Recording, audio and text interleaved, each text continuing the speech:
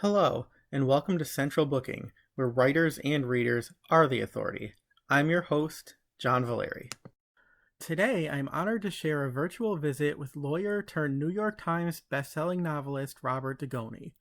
Despite the fact that I've read several of his books, even reviewed a few of them, and profiled him for Mystery Scene magazine, this was our first real-time conversation, and it coincides with Robert's newest release.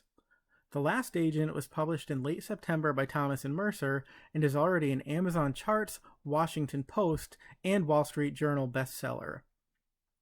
The book is the sequel to last year's The Eighth Sister and features former CIA agent Charles Jenkins, a family man drawn into a deadly game of international intrigue when he's recruited to infiltrate Russia, again, on a secret mission that fans of the first book will devour with glee. Jenkins, the namesake of the author's law school roommate, first appeared as a peripheral character in the David Sloan legal thrillers. Dugoni has since written 7 entries in the Tracy Crosswaite series, a scattering of standalones, and the literary novel The Extraordinary Life of Sam Hell, which was named Suspense Magazine's 2018 Book of the Year and also won Dugoni an Audiophile Earphones Award for his narration. The Last Agent continues the author's upward trajectory. Publishers Weekly noted, Dugoni writes with such immediacy that readers will feel as if they're standing alongside Jenkins as he contemplates his next death-defying move. Fans of espionage fiction are in for a high-octane thrill ride. Believe it or not, the resurrection of Charles Jenkins actually began with an email from a stranger. How's that for an unlikely origin story? But that's a tale best left for Robert Dugoni to tell, so let's get to it. Hi, everybody. Welcome to another episode of Central Booking. Tonight, I am in conversation with Robert Dugoni, who is the author of The Last Agent, which just came out on September 22nd. And I believe I read that it's already an Amazon Charts, USA Today, and Wall Street Journal bestseller, which is not bad for a couple of weeks out. So congratulations on that, and welcome to the show. Thank you. Thanks very much. It's been an exciting couple of weeks, and I appreciate you having me on.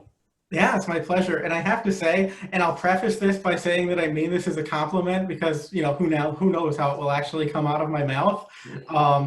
But typically, espionage, thrillers, international mystery books are not necessarily the books that I find myself picking up. And I've read, both this and The Eighth Sister, which came out prior to it, and I could not put them down. So that's about as high a compliment, I think, as I can pay anybody. Well, thank you. Thanks very much. It wasn't something that I necessarily thought that I was going to write. That was the whole thing. Kind of came about, kind of a strange story. If I can truncate it for you, if you'd like. Sure.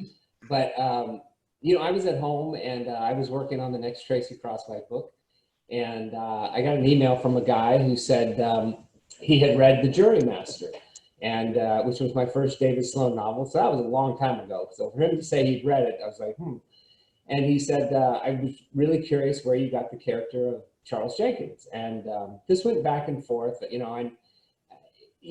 get emails from people all the time, and it's wonderful to get emails from readers and things. And this guy asked if we could get together, and the answer to that is usually no. But this kind of went on. He had read the second book in the series and the third book and the fourth book. I mean, it was, he was truly a voracious reader, and he had something he wanted to talk about. So I said, I told him I'd be happy to meet him. I'd meet him at a Starbucks close to my house and make it easy. And I had looked him up online, and he was looked like a perfectly sane individual. He was head of a pretty big company and near my hometown here in Seattle. And so the short of a long story is, the day that I was supposed to go meet him, I decided to get online one more time and go through the whole Google thing. And I went through Google, and about 8 pages down. So that's a deep dive. Yeah, and think about this, because think about the life that this guy has had since this event, because the event was that a guy with a very similar name as his was found not guilty of espionage. And I thought, wow, that's interesting. And so when I drove down there and I met him, I said, are you aware that there's a guy out there with a name very similar to yours? And he said, that's me. And I said, well, tell me what you want to talk about. Right. So we just started chatting about Charles Jenkins and the David Sloan series and where did I get my information, and I was spot on. And I finally said, well, wait a minute, what is your background? And anyway, he was in military intelligence, and he had things kind of go haywire and go wrong on a mission he was on. And it was right at the time that something else went wrong in Hawaii. And when he got back, he was basically told, you don't exist. And he made the mistake of making a contact with somebody to try to find out what was going on, because he had a pretty big fish on the line. And he was tried for espionage. They basically tried to cover it up by saying that he had, been stealing and blah, blah, blah. Anyway, he was acquitted. So the story was very interesting, but I said to him, it's not really sexy. And, it's not, we're 40 years removed, and that country is not really interesting anymore. But what's really interesting is Russia. And right. I've been to Russia, and Russia's, fascinating. So would you, if I were to write an espionage book and send Charles Jenkins to Russia, would you help me with some of it? He said he would. And that was the start. So I put it together, and I decided to include a trial very similar to the trial he went through, because that was all public record, and I could use a lot of that stuff as public record. And I put it together, and it did fabulous. It did, better than I think even I expected or anybody expected, which led my editor to say, would you be interested in writing a sequel? And that's The Last Agent. Right. That's an incredible story. I mean, every time I make the mistake of answering my phone like it's a telemarketer, yeah. my eye doctor's telling me I haven't been there in 2 years, which is why I can't hear you very well right now. But man, that's amazing. And I actually was going to ask you, because I remember when you conceived of this, it was sort of meant to be a one and done standalone. And before we started recording, you were saying you're now, sort of deep into book 3. So can you talk about what compelled you to say yes? I mean, you don't really say no to your editor very often, I guess, but it's a commitment to say yes to an ongoing series. It definitely is. But Gracie, my editor, is really great about it. I mean, she and I talked it over and talked it through because, I had the Tracy Crosswhite novels. I had now the Charles Jenkins series. I wasn't writing any more David Sloan novels, but then I had, standalone novels that I had been working on and doing and had been produced and had done well. And so she basically said, you tell us what you'd like to do. And she was very gracious about it. And she and I actually sat down, which we do for almost every book. And I talk through what I'm thinking about doing and how I'm thinking about putting it together. And she gives me her ideas. It's very collaborative. And it's really wonderful to have somebody like her who's, really adept at storytelling. So we kind of put together, why would Charles Jenkins, after what just happened in those 8 Sisters, why would he go back in? And there was one very, very good reason. And I found it, and I said, this is why he would do it. And she said, go for it. Sure, and that actually leads me to my next question. I was going to say, he has a really, interesting encounter. He's finally, he's retired. He's living the happy life on his farm. He's got a newborn, mostly understanding wife. And then Matt Ledmore shows up, a sort of younger, fresh-faced CIA agent, and wants to draw him back in. And he says, I want to talk about Russia, which, of course, is the last thing that Charles Jenkins wants to hear. And to say that, they're in disagreement is probably the understatement of the century, because it does come to sort of fisticuffs between the two. Right. But like you said, he comes up with a very compelling reason, probably the only reason that would get Charles Jenkins to, reconsider re-entering that world. So without saying, whether or not the information is true, because I don't want to spoil anything, but can you tell us what that reason is? Well, they basically, the CIA, Matt Ledmore comes to him and says, we've had an agent, one of our assets has gone silent, and we don't know what's happened to her. And he tells Jenkins who it is, and that's it. Jenkins realizes he's got to go in. He's got to go in and help her. He's got to go in, and if she's there, they don't know. But he's got to first confirm whether or not she's in Lefortovo prison, which is the notorious prison in Moscow, where they send the political dissidents and all kinds of people, and some really terrible things happen there. So he's got to go in and first just try to find out whether she's there. And the only person that he can think of that would know if she's alive or dead is the guy that hunted him through the Eighth Sister, Victor Fedorov. And Fedorov has his own bones to pick with the FSB. And Jenkins knows this, and he knows Fedorov's weakness. And Fedorov's weakness is both money and winning. And he plays on both of those. So it was tremendous, a lot of fun because Fedorov is a great character. Yeah. He's just a great character. I mean, I love writing that guy. And so it was really fun to be able to bring him back because, I don't outline my novels. I do a lot of research, a tremendous amount of research. And then I sort of stew on them for a long time. And of course, I know story structure, how a story is supposed to be told. And I just sort of start fitting the pieces together. But as I'm writing the story and finding one piece and then another, I find things in the book, I find, and I'm able to sort of,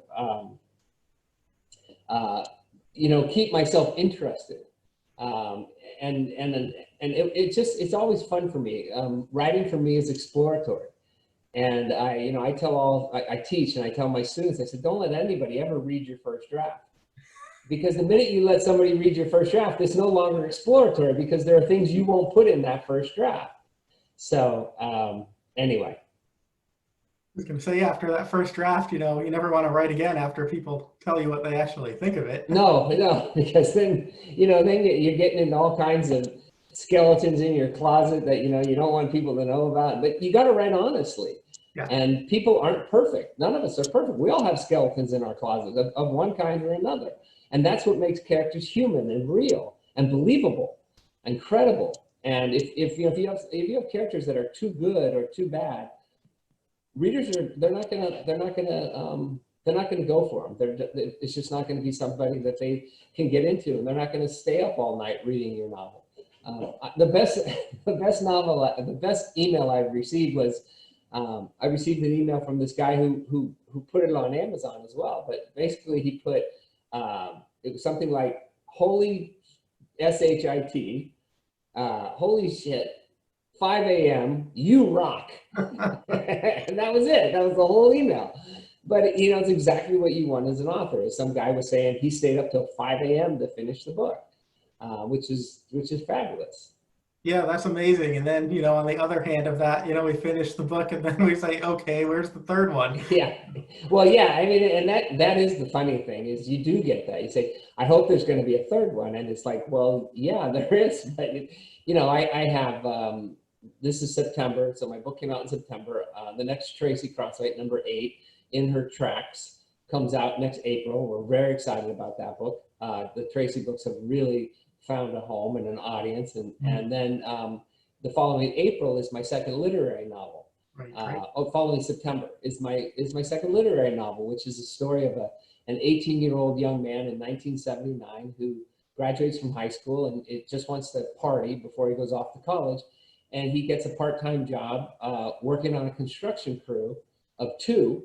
He's the third guy on the job, and he gets it from his brother-in-law, and they're both Vietnam vets, and one of them starts going through PTSD. Oh, wow. And this young man realizes that, he really doesn't understand anything.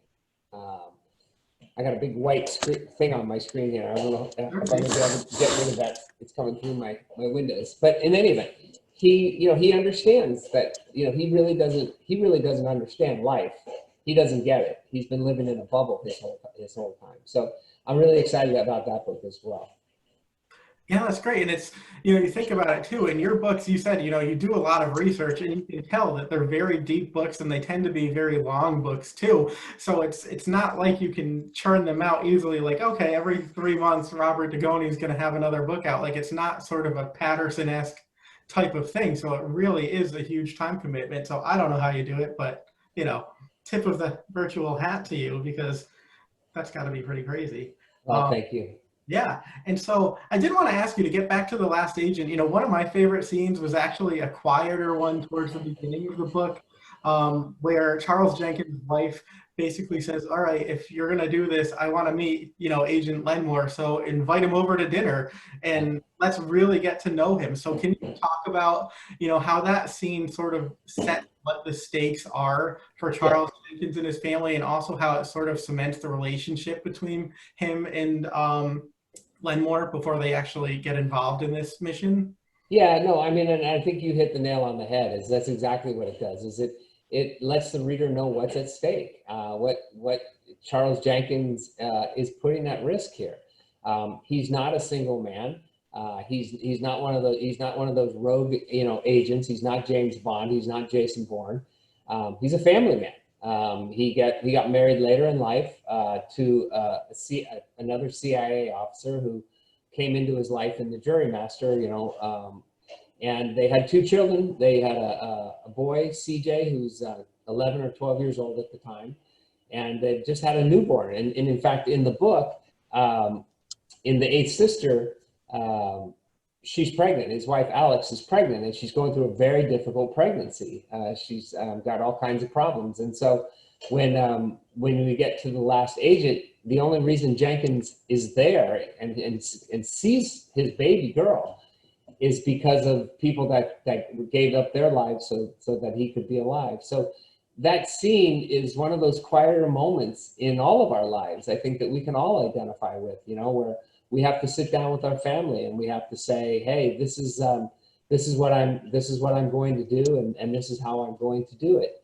But you don't say, this is it. I'm going to do what I'm going to do. You say, look, this is what I believe is right. This is what I believe is ethical and moral, and I need to know that you're going to help me. And she's looking at this and she understands what he's going through, but she also understands that she's got two kids at home, who need a father, which is sort of the basic, of every family that's out there is that you have parents that care for their kids and love their kids, and he does. So he has a lot at risk.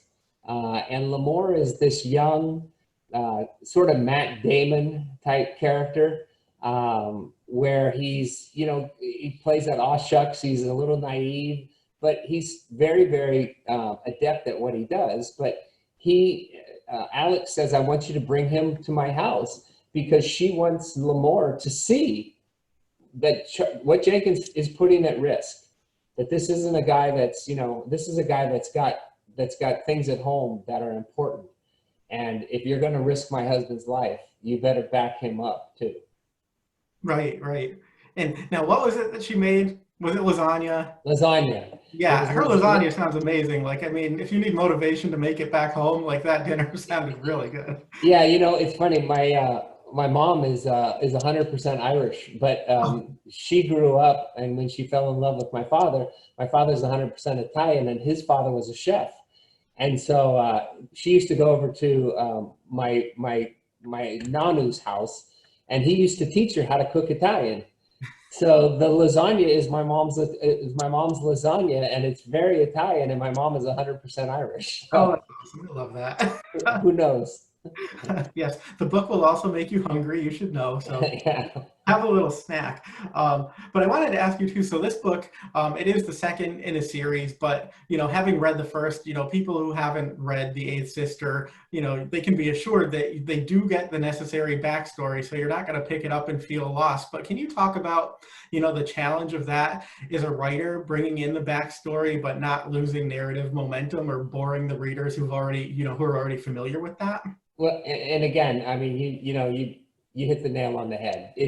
There's a balancing act that you're doing as a writer, and that balancing act is if you give too much information of the first story, everybody who's read it says, why are you boring me with this? If you don't give enough indication of what happened, then the people who are just picking the second book up feel lost. I look at it as that I have a bond with readers. And that bond is that you're going to pay money to read one of my books, and I want it to be a complete novel, whether you've read me before or not. And I often liken it to sort of the Harry Potter series. The characters continue on, but the quest, whatever Harry's quest is, whether it's to find the Sorcerer's Stone, to win the Goblet of Fire, whatever it is, that quest needs to come to a conclusion so that the reader feels like they've been given a full experience. I think it's a cheat to your readers if you write novels that they're so interconnected that the reader can't enjoy one without reading all of them. And that's just not me. That's not what I set out to do. I think, like I said, I think that there is a bond between a reader and a writer, and that bond is that you're going to pick up my novel, you're going to pay money for my novel, you're going to read my novel. Hopefully, you're going to enjoy it, but at the very least, you're going to understand it. Sure, sure. And I wanted to ask you too, you mentioned Fedorov before. So, when Charles Jenkins has to re-enter Russia, he has this person who is basically his nemesis in the first book, and all of a sudden he sort of has to find a way to make him complicit in this mission. So can you talk a little bit about how their dynamics, have changed from book 1 to book 2, and also the fact that Fedorov's loyalties are, sort of very much in question all throughout the novel, and how that adds another sort of level of suspense to the book? Yeah, so one of the things I tried to do in The Eighth Sister that becomes a little more clear in The Last Agent is that, Victor Fedorov is a guy doing his job, just like Charles Jenkins is a guy doing his job. It just happens to be that their job is they're, clandestine FSB and CIA officers, and they're doing the stuff that they do. But Fedorov's divorced. He's got 2 daughters. The daughters don't, he's had a difficult relationship with the 2 daughters because he's given so much of his life to his career, which is something I think that a lot of men can identify with here in this country. Yeah. So they're not that different, he and Fedorov and Jenkins. They both are righteous individuals.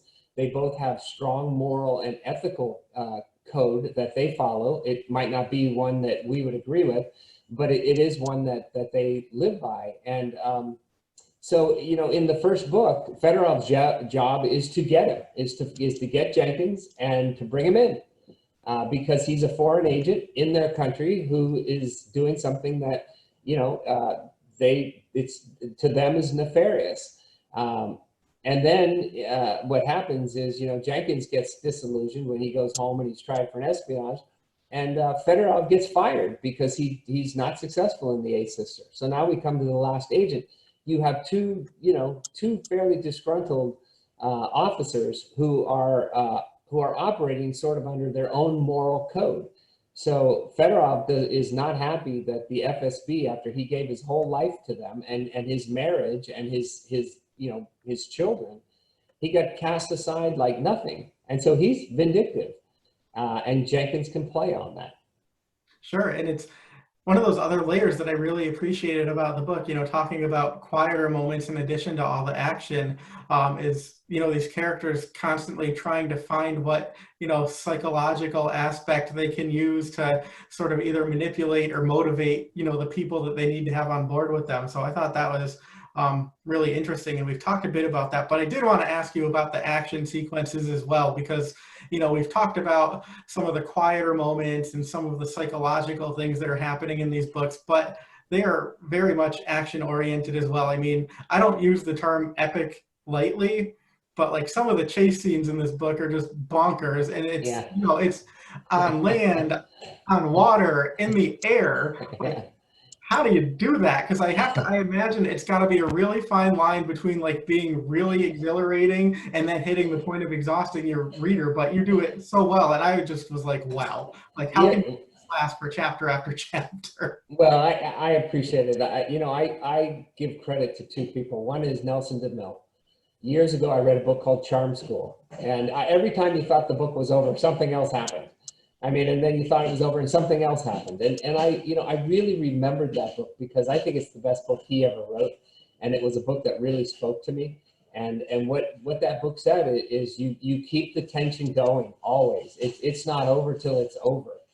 And the other guy that I give credit to is Stephen James, writer Stephen James, who's a friend of mine who I teach a master class with. And one of the things that Stephen does in his book, I think it's called Troubleshooting Your Novel, is he says to the writer, okay, whenever you are writing a scene and you come up with option A for the scene, you can't use option A anymore because it was the first thing you thought of. So now you got to come up with an option B or an option C or an option D, in order to get it to work. And I thought it would be an interesting exercise. And I told Stephen afterwards I was ready to kill him. Because you give up option A and then suddenly like, okay, wait a minute, they can't get out that way. How are they going to get out? So there was that. The other thing that was important for me was, who do I know, or who can I make contact with that is going to help me with whatever it is I'm trying to do. I got a dog down here, a new dog that wants to be seen. So so I have friends that have certain skills, a bush pilot, a guy that was an underwater demolition guy, a guy that was a classic kind of snowmobile. And so it was also, who do I have that I can rely on and that can help me, with some of these scenes that I don't. I'm a writer. I sit at a desk, I'm not doing any of that stuff. Sure, and one of the other challenges too, and I found this kind of humorous throughout the story, but Charles Jenkins, can you tell us a little bit about his stature, his physical presence? Because in some senses it's a whole other challenge, because he is not at all inconspicuous, so he's not somebody who can easily move around Russia. No, he's not, and I created Charles Jenkins years ago, and I created his backstory years ago, so it's not like I can go in and very well change him. He is who he is. And but you're right. There's like 1% to 2% of the population in Russia is Afro-American. Not, what do they call it? It's not Afro-American. Is, someone who's Black. Right. So, he's going to stick out. He's also 6'5" and he's 230 pounds. Well, I can't change that either, right? So I likened it to Harry Potter's scar, the scar on Harry Potter's head, right? The scar on Harry Potter's head is a marker, and he can't hide it. Love him or leave him, that's who he is, and people are going to know who he is. And it makes it more difficult on Harry, certainly, and it makes it much more difficult on Charles Jenkins. But one of the things that I learned through talking with people in that business is, it's not about how you. It's not all fighting and guns. They said to me, if you have to fire a shot, you've already lost. Mm-hmm. I mean, most CIA officers don't even carry a gun. They wouldn't dare even consider carrying a gun because that makes them a target, right? They have to do everything more subtly. And so in his own way, Jenkins has to go about this in a different way, knowing that his physical presence is going to make things difficult for him. And so I just, I didn't try to hide it. It was, I considered it like Harry Potter. I used it to the best of my abilities, the best that I could. Sure. Yeah, no, it was really well done, and it was kind of funny too, and it was nice to have a little bit of almost levity to break up the tension. And you don't have to comment on this, but I did want to mention too, and I probably should have mentioned it earlier, but one of the things, being a returning reader to this series that I really enjoyed was when Charles Jenkins has to re-enter Russia. Basically, he's doing it the same way and with the same people that he used to escape in the first book. And that was just a fun little, nod to the past of the series. I liked that a lot. Yeah, I did too. I loved it, actually. Yeah, those characters. But I love those characters. I fall in love with the characters I write or I create. And I like to see them come back alive, and you can't always do that. So. Yeah, no, it was great. It was like when you're watching a movie with continuing characters and then there's a cameo from somebody you didn't necessarily expect to see. So that was a lot of fun.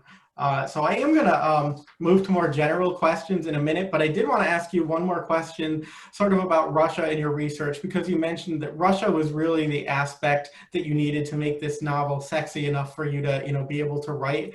And I know that you visited there a pretty long time ago now, and that was a very impressionable trip. So can you talk about why you think it was that stuck with you for all these years, and then, what you had to do to make sure that your research was current to render the place and the people authentically? Yeah. To me, Russia's an enigma, and it goes back centuries.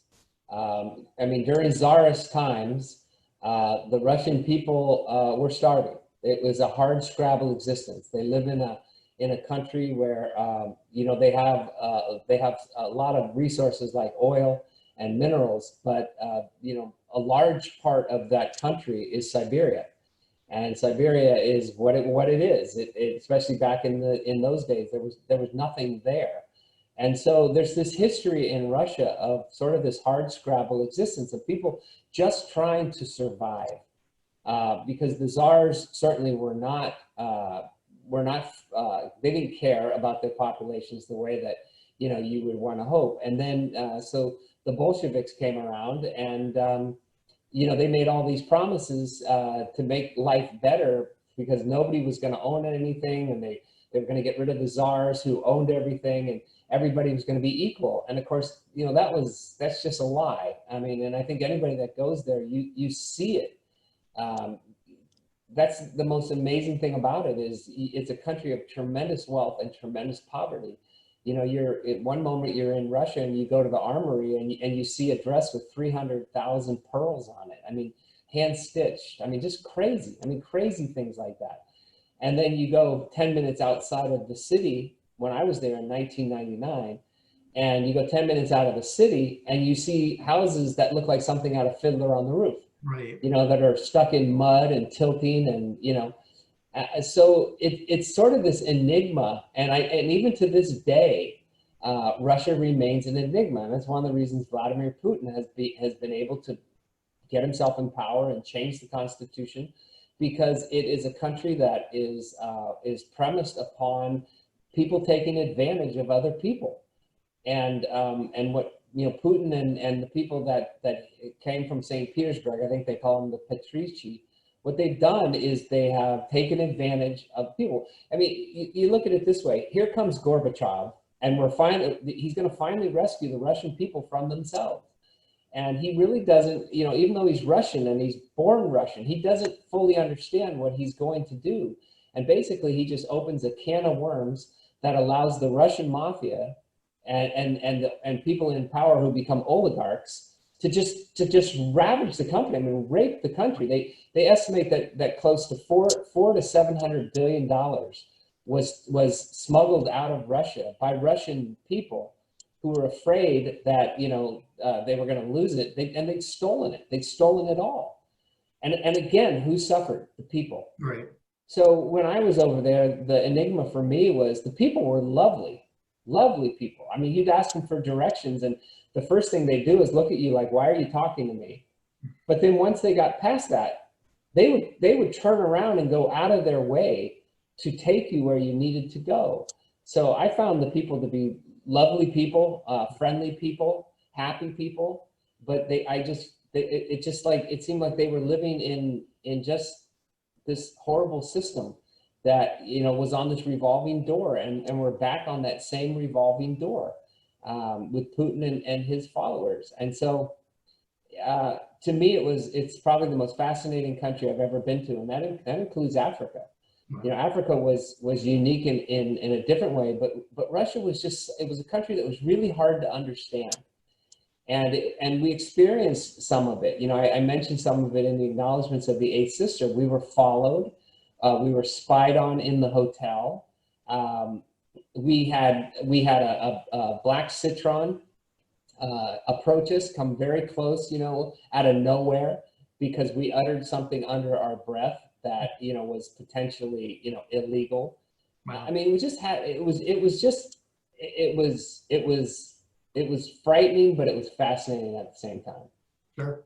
Well, that definitely translates.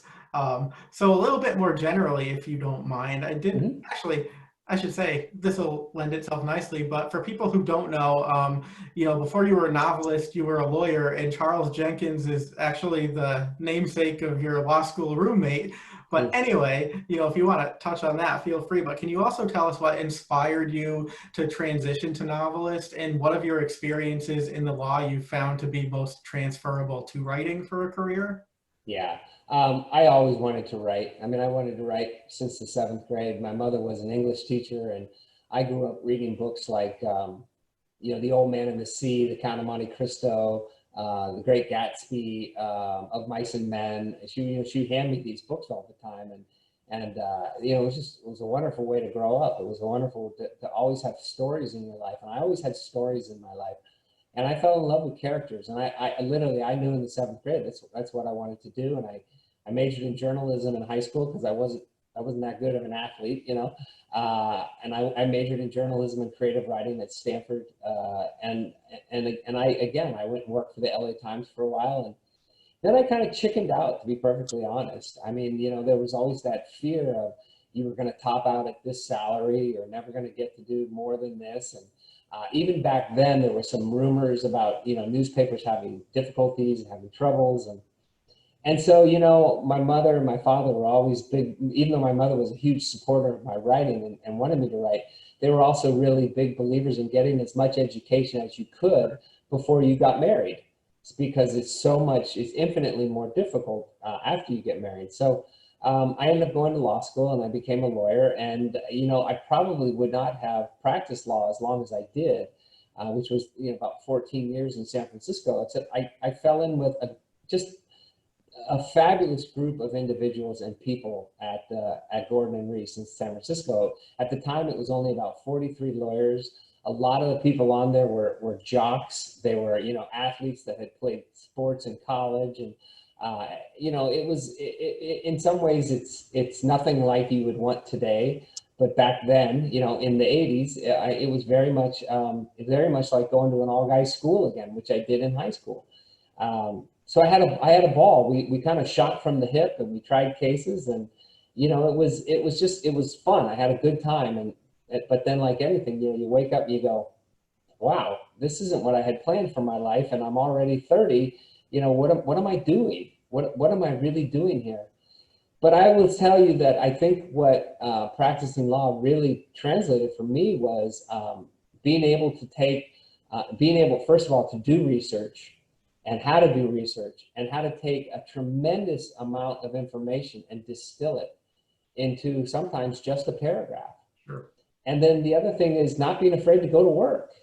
People are like, well, how do you get out 3 books a year? And it's like, well, I work 8 hours a day. I used to work on weekends, but I don't work weekends anymore. I spend that time with my wife, and if my kids are around, they're older now, I spend it with them. So I'd have to say working and distilling information. I mentioned the novel, the literary novel that come out next September called The World Played Chess.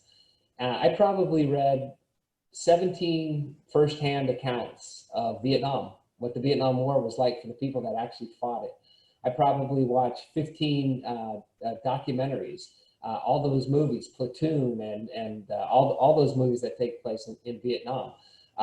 Watched all of those movies again, and took notes. And so, this is a 350-page novel. You have to distill it. And I think practicing law helped me to distill what's important in the novel and what isn't, what I don't need to put in. Sure. That's a great point, because I would think Russia and I would be so daunted by the prospect that that wouldn't happen, but that makes a lot of sense. And I wanted to ask you too, you mentioned your editor, Gracie Doyle, but I did want to ask you about your publisher, Thomas and Mercer, because they've sort of become a powerhouse, but you've been with them, a pretty long time now, and they weren't as well known, obviously, then as they were now. So can you talk about, why they are the right fit for you and how they've sort of helped you grow both your reputation and your readership throughout the years? They care about me. I mean, they care about my novels. They didn't sit down and say, we want to publish your book, My Sister's Grave. They said, we want to publish you. And what they did was they said, we believe in you. We believe in your books. And this was at a period of time where, I had been let go by a publisher. And they said, we think that it's crazy. We love your books. You've gotten great critical reviews. And, here's the best thing I can say about them. I said to them, do you have somebody on your staff that can help me with social media? Sure. And the response from Alan Turkis, who at the time was my Gracie Doyle, he looked at me and he said, Bob, we think the best thing that a writer can do is to write the next book and let us do the marketing. Sure. And you know what? I taken that, I bit that hook all the way and swallowed it. And that's what I concentrate on. I concentrate on what I do well, and what I think I do well, which is to write novels. Sure. And I let the publicists do all, and the marketing, and they do all that, and they're fabulous at it. They're creative. They're always thinking of the next cutting edge. What's going to be next? Something comes out and TikTok or whatever it is, and it's like, we can use that. How can we use that? What can we do? We get stuck at home with this whole COVID thing, and they're immediately coming to me and saying, we want to make videos. We want to show you in your home office. And they're always on the cutting edge, and they're always trying to promote authors and my work and what I do. And not every publisher is right for every author. There are other authors that they want to be with a big five publisher, and those big five publishers treat them very well and sell their books very well. I have good friends that are with those big five publishers. That just didn't work out for me, and I am at a place where I'm treated very well. I'm treated with respect, and I think that's the most important thing for anybody in any job that you do is, are you being treated with respect? Sure. And I'm treated with respect, and that means a lot to me. Yeah, that's incredible. And they do seem like such great cheerleaders, of their authors. And you can see that all over social media, and, the tokens that they'll send authors for reaching milestones. I mean, you seem to be raking those things in. I feel like every time I look at you, I'm like, oh, you got another award or something, but it's awesome. There's a lot of them up on my shelves. And it's nice. It's nice to get an accolade because, we sit in an office all day long, especially now. Yeah. I mean, I can't go to conferences. I can't, go and meet you and do this live. I mean, everything I'm doing, we're doing it live, but I mean, I can't, meet you in person. But everything I'm doing, it's nice when somebody pats you on the back and says, you know what, good for you. Look what you did, and someday when I'm gone, my kids will see it and they'll be able to say, Dad wasn't a complete slouch, he did okay. Look at this, So everybody likes a pat on the back once in a while. Sure. And I wanted to ask you too, it's funny that you would mention your kids because, you posted something I think it was actually today, saying that your kids sort of are taking more interest in your work now that they're older and they can understand it a little bit better. And I'm sure that's got to be validating as well. But can you talk about, how their understanding of what you do has changed and evolved and how they can appreciate that a bit more, now that they're older, and how that affects you, as a father and a writer, to know that, you're appealing to them sort of in both aspects of your life? Yeah. Writers write from experience, right? And for me, a lot of that experience is my being a husband and my being a father. So a lot of the experiences that Charles Jenkins goes through are experiences that I went through when my son, went through puberty, or my daughter, went through grammar school and was picked on, or whatever the situation might have been. And so, none of the characters in my book are my kids. I would never do that. But they're of me, the characters are of me as much as my kids are of me. And so a lot of the characters in the book will have certain characteristics that are similar to me, similar to my wife, similar to my kids. But really, it's deeply gratifying to have, someone you love unconditionally come down and look you in the eye and say, Dad, I finished The Extraordinary Life of Sam Hell. And oh my God, I don't know where you did that. The greatest moment, one of the greatest moments in my life, one of the greatest moments in my life was, my mother has macular degeneration. And the last book that she was able to read was The Extraordinary Life of Sam Hell. And she wrote me a letter. She wrote me a letter to just tell me how much she loved and enjoyed that book. So, you have those quiet moments like that book talks about that touch our hearts. And that was a quiet moment that touched my heart. And my son now, he's totally gotten into it. I found out the other day he went and bought a copy of My Sister's Grave. And I said, Joe, I got some at home. I'd have given you one. But he had read The Eighth Sister and he read The Last Agent, and I mean, he's telling all his friends about The Last Agent. He's like, oh, you got to read this book. I mean, it's like, wow, bam, bam, bam, bam. But he read them both. So it's like, I'm going to go back and read the Tracy Crossfight series. And my daughter's the same. She's in college right now. So she's got, all kinds of things, that she's going on. But in the summer, she read The Extraordinary Life of Sam Hell. And she wrote me a beautiful letter, and I've kept that letter as well. So, these are all things that I put in a scrapbook. And again, someday it'll be a chronicle of, my life and who I was, and maybe, maybe my kids and my grandkids and my great grandkids and whoever coming down there will get a kick out of seeing all that stuff. But it warms my heart. It really warms my heart. Sure. That's amazing. And it is so funny to think, you go from the kids, you finally let yourself out of the office and they're like, good, dad's done working. What's for dinner? And now there's, that whole appreciation for, what dad has been doing. But I wanted to ask you too, you said you've stopped working on weekends now so that you can spend more time with your family. What is that balancing act like? Because now, you said you're writing basically 3 books a year, and your books are a little bit larger in scope than they used to be. So that's got to be a delicate balance. It is. One of the things that I'll do is on Sunday night, I'll go turn on my computer and I'll read what I wrote last, so I can hit the ground running come Monday. But I look at it this way: my wife sacrificed a tremendous amount to give me my dream. My first dream was her.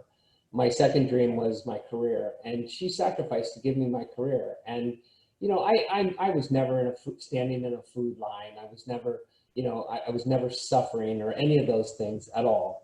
And I don't want to, make it sound like I was. But there were a lot of days where I passed up family events because I was trying to get a book done. I didn't go on a picnic, or I didn't go in the backwoods with them, or I always tried to make my kids sporting events. I coached them, in fact, because I felt like if any idiot was going to screw them up, I wanted to be the idiot that screwed them up. But she sacrificed a lot, and it's time to give back. I mean, she's a workaholic herself, but we both have kind of come to the conclusion that we're not getting any younger. I'll be 60 this year, and it's time to stop a little bit and smell the roses and enjoy it with each other. Sure.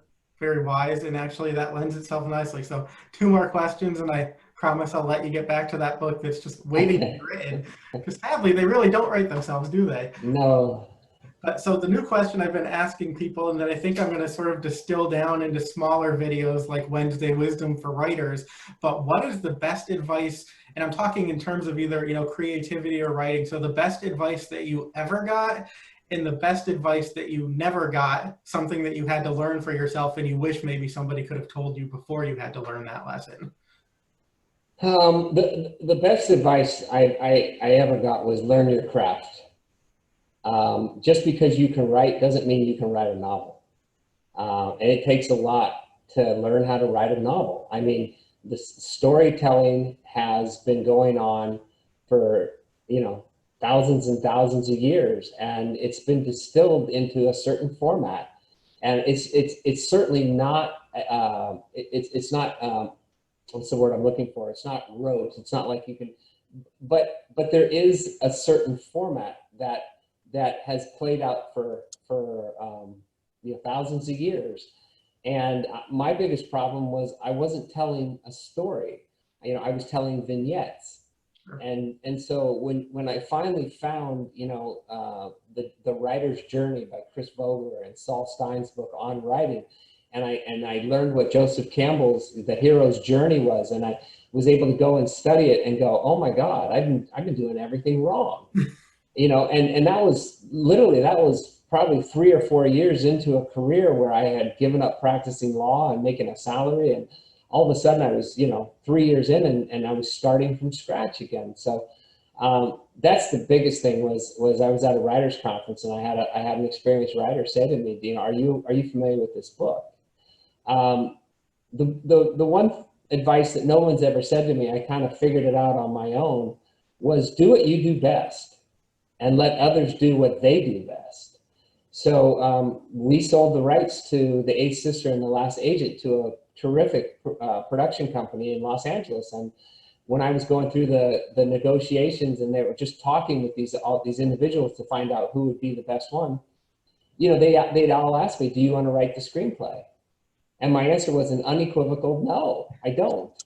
Because I know what I do best, and I'm not a screenwriter. And I think it would be incredibly egotistical for someone that's never had any training in screenwriting, never done any screenwriting, to sit down and say, well, I'm going to write the screenplay. I'm going to do what I do best. And what I've told them is find a screenwriter who would be perfect for the job, and let him or her do what they do best. And, you know, I even went so far as to say is I would love to see an African-American screenwriter, because they would really be able to identify with the Charles Jenkins character, Right. And bring something new and unique to it. So I think the biggest piece of advice that I never learned was do what you do best and let others do what they do best.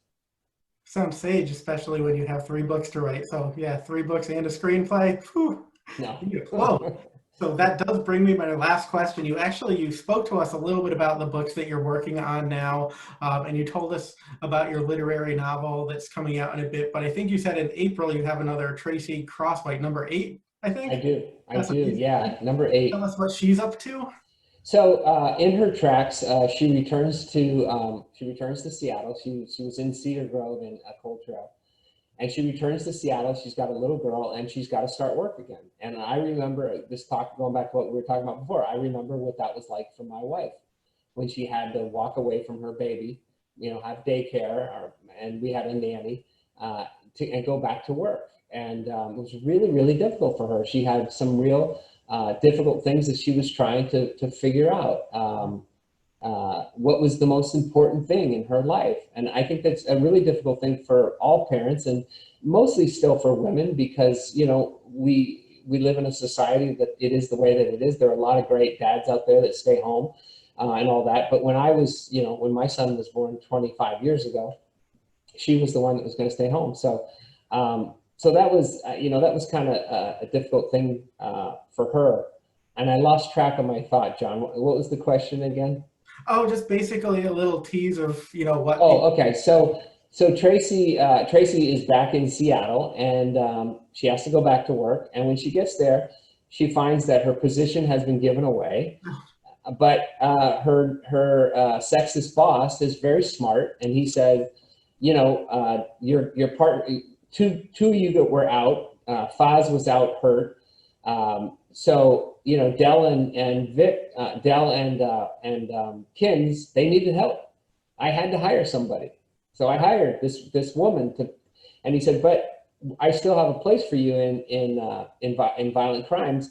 You can do cold cases. Oh, interesting. And so she realizes that he's using her and he wants her to quit. But she ends up taking a job in cold cases, and she is the cold case unit. And so that gives her some freedom to do some things. So the story is really, there's 2 stories. There's the story of a 5-year-old little girl in the middle of a horrible divorce between her father and her mother, and the little girl goes missing, and they never find her. And that's the cold case. At the same time, there's an active case in which there is a 18-year-old female runner, who goes and runs in a park she's never run in before, and she disappears. And Tracy gets brought into that case by her former partner, Kensington Rowe. And so she's trying to find these 2 women. And so she's stepping in their tracks in order to see if she can figure out what happened to them. Wow, she's got her work cut out for her. And I have to ask you too, you said there's going to be at least one more Charles Jenkins book, possibly more. So is he talking in your ear yet? Do you have any idea what that might be, or is it too early? No, he is. One of the things I have to do is come up with something new and interesting and exciting. And there's a kind of a teaser at the end of The Last Agent, which is I play on. But as my son said, you have to have a really good reason for him to go back into Russia a 3rd time. Otherwise, people are going to think he's an idiot. And I think I have that very good reason. But beyond having a very good reason, I think I have a very good, interesting storyline. And it's going to be one of those storylines where everybody is after everybody. The FSB is involved, the Moscow police are involved, the Russian mafia is involved, and Jenkins finds himself in the middle of something he has no idea what he set off or why it was set off, and he's trying to do a job, and everybody's blowing up everybody else. So it's I've done a lot of research already, and I think it's going to be a lot of fun. Wow, that's wild. I was gonna say, now that we're wrapping up, I was gonna tell public people to read The Last Agent really, really slowly, and then I thought that's not gonna happen. Like this is a book that, like you said, you pick it up, you don't sleep, and then you look at the clock and it's 5, and you say, "Damn you, Robert Dugoni! Thank you, Robert Dugoni." But anyway, highly recommended, and there will be 2 more books for people to enjoy before Charles Jenkins sails again. But I did want to thank you so much for doing the show, and thank you also for the terrific entertainment. Oh, thank you. Thanks for having me, and thanks for the questions. They were really great. I enjoyed the conversation very much. That's it for this episode of Central Booking. Thanks for watching, and be sure to subscribe to our channel so you don't miss a thing.